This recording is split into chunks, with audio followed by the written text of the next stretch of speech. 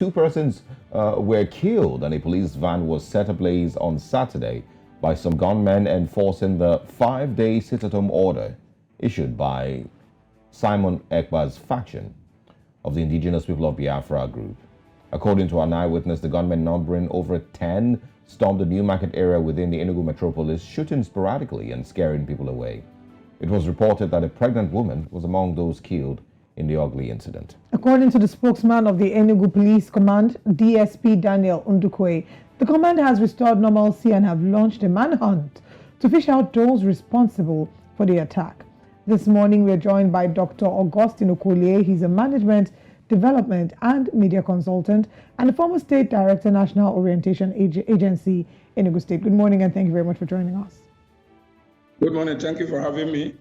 You are a resident in Enugu. Can we get your assessment of the numerous reports of the killings and the kidnappings and all the other forms of crimes that seem to have become the order of the day?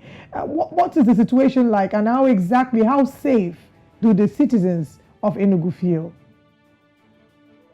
Well, thank you once again.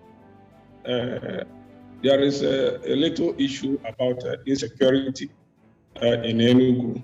But when you go to what is being reported in the press, it is not exactly as bad as that. But however, the issue was heightened by, you mentioned it, the so-called Ekpa's faction of IPOB by the 5-day imposed sit-at-home order. And there's also issues in some, sporadic issues at Hamufu in Isuzu. Some one-off issues about insecurity, and people are just apprehensive. Totally, if I give you a full assessment, Enugu is calm. Enugu is not as bad as I get from the mainstream press, because people are moving about their daily businesses, but that does not take away the idea of apprehension and kind of situation of siege, because nobody knows what is going to happen next time. But the government, the law enforcement agencies, from what they told us, they're on top of the situation. But nobody has addressed the people to rest their mind. What I expected was that the government should make a broadcast and let people know that things are not as it's being painted. The social media has, however, heightened anxiety.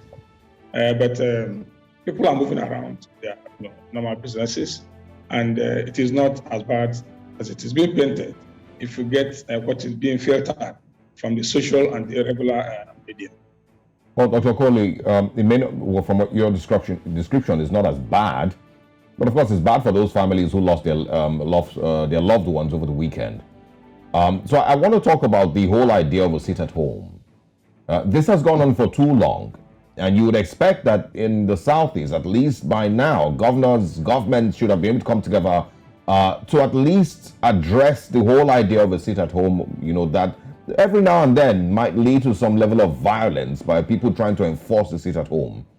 And so can you share your thoughts on what exactly the situation is like in the Southeast or in Enugu State? How are people still coping with a sit-at-home order that is given by persons that are not even in Nigeria? Yes, thank you. When I said that the situation is not as bad as being painted, that does not remove the fact that there are issues. That does not remove the fact that some people are dead. I'm not trying to belittle or play down the people who died, but I'm just trying to say that it is not getting from the facts, the information I'm getting from outside the Enugu. People have been calling me, asking me almost the same question. So what I'm saying is that Enugu, people are moving around their normal business. But let's talk about the sit-at-home. The sit-at-home is like a siege. It's like a takeover by non-state actors from the state actors. Remember, we know that it is only the states that have monopoly of violence, that can order sit-at-home, that can order don't sit-at-home. But the reverse is the case now. When this thing began, some of us warned those who have access to the media that it is not good that government should keep quiet and allow non-state actors to order the citizens around. tell them to sit at home, tell them to go to work. Sit at home on Monday have become a regular feature in Southeast. However, they have different issues in different states. What is obtained in Imo State is entirely different from what is obtained in Abia State.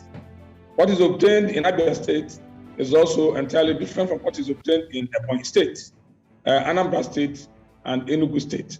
If you do a thorough, what we call analysis, if you do a comparative analysis of how it is, Enugu seems to be safer than most other states. Enugu looks safer. So many people are taking refuge in Enugu because Enugu, there's nightlife, there daily people go to work. But the issue is that what I think is that the government is trying to manage it in such a way as not to escalate it. But what I expected personally is that the entire 5 state governors should have, activated their governors forum, platform, whereby they will not allow those who are law enforcement agencies are chasing from Ebonyi to find, a refuge anywhere. If they are chasing people from Anambra, they will not find anywhere to. But that's not the case.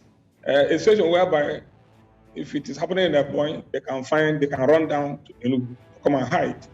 If they are chasing them in Imo State, they can find the sanctuary and run to Anambra State. That is what is going on. There's not an unanimity of purpose. There's not a collaborative effort by the government, the state, because when I say that state is supposed to be have the monopoly of action, monopoly of bearing arms, that is not the case.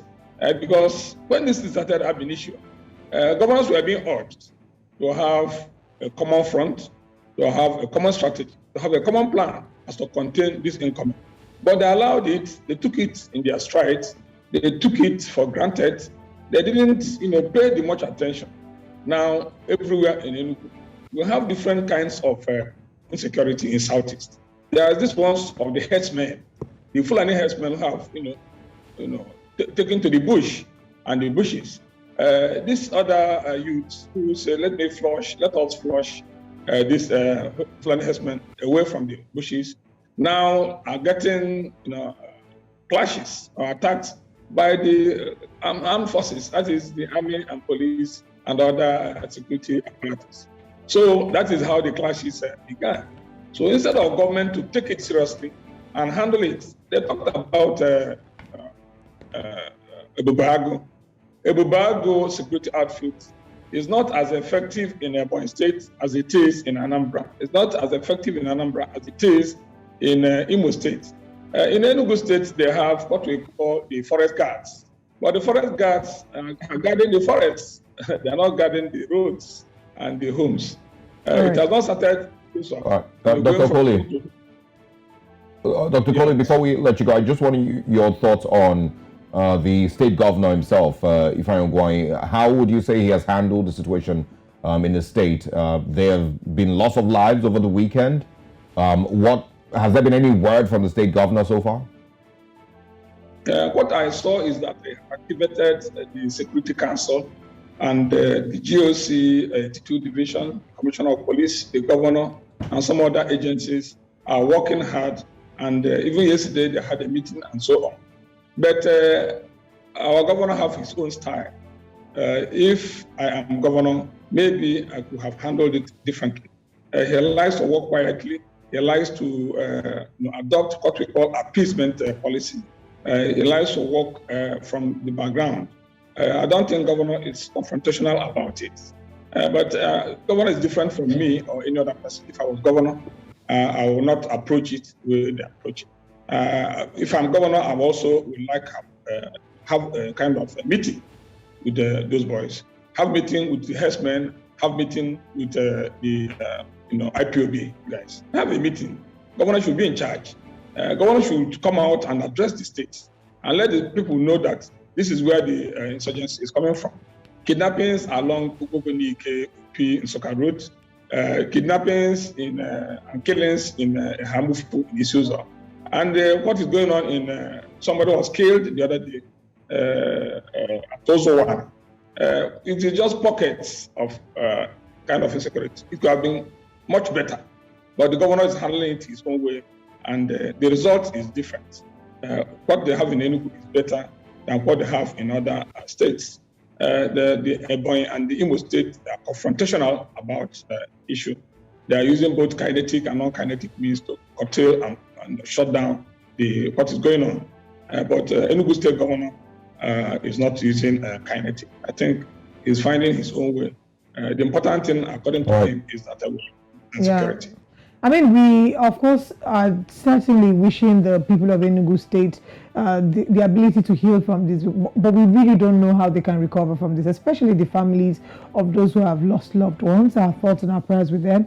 Dr. Augustine Okolie, thank you for joining us this morning on Breakfast Central, and we look forward to having you join us again. Thank you so much. We're also looking forward for the healing, but it's not a one-off thing. The siege is still on. The insecurity has not abated. But the impact is not as much as being reported outside Enugu. All right. Thank you for sharing with us. It's my pleasure.